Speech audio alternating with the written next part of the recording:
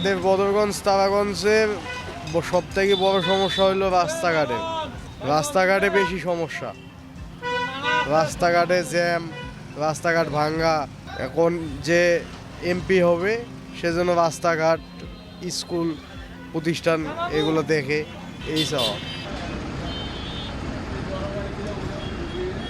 এই এলাকার উন্নয়ন করবে, রাস্তাঘাট জনগণের, যাতে ওরা তো সবাই জানে এলাকার কোন কাজটা করলে জনগণের উপকার হবে, ওরা কি জানে না? এগুলো কাজ করলেই জনগণ যাতে শান্তিতে থাকে, ভালো থাকে, শান্তি শৃঙ্খলা এগুলো করলেই যথেষ্ট। রাস্তাঘাট, মানুষ নিরাপদে থাকবে।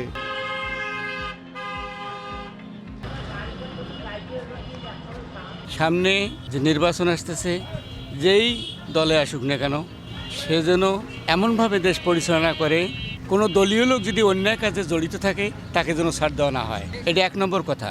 আর মাদক, চোরাচালানি, দিন দুপুরে খুন, এই ধরনের জিনিসগুলোকে বর্জন করার জন্য যদি তারা পারে তা ক্ষমতায় আসুক। কেন এই ক্ষমতায় এইগুলো বর্জন করতে গেলে কঠিন রূপ তাতে ধারণ করতে হবে। সে সাহস তাদের যদি বুকে থাকে তখন মনে করি আমার দলীয় লোককে আমি হ্যারেস করলাম, ওটা কেমন হলো, এইটা করা যাবে না। দলীয় লোককে ছাড় দেওয়া যাবে না কোনো অন্যায় কাজে লিপ্ত হলে। 1 নম্বরে যানজট, দ্বিতীয়ত হচ্ছে দিনমজুরি শ্রমিকদের জন্য দেখতে হবে এবং তাদের কর্মসংস্থানের ব্যবস্থা করতে হবে। আবার কিছু কিছু শিক্ষিত আছে, যেমন এসএসসি এইচএসসি পাস, তারাও বেকারত্ব ভোগ করতেছে, তাদেরও কর্মসংস্থানের ব্যবস্থা করতে হবে। এই উন্নয়নের জন্য আমাদের বদরগঞ্জে অনেক এমপি মন্ত্রী হয়েছে, তারা কিন্তু কাজ করতে পারে নাই। এই বদরগঞ্জে যারা উন্নয়ন করতে হবে তাদেরকে আমরা ভোট দেব।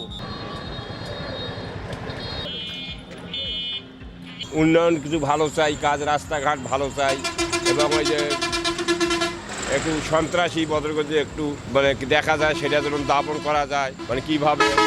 এবং এখানে একটা বাইপাস রাস্তার একে ফরজ দরকার বদরগঞ্জে। বাইপাস রাস্তা নাই, একটা রাস্তায় খুবই সমস্যা।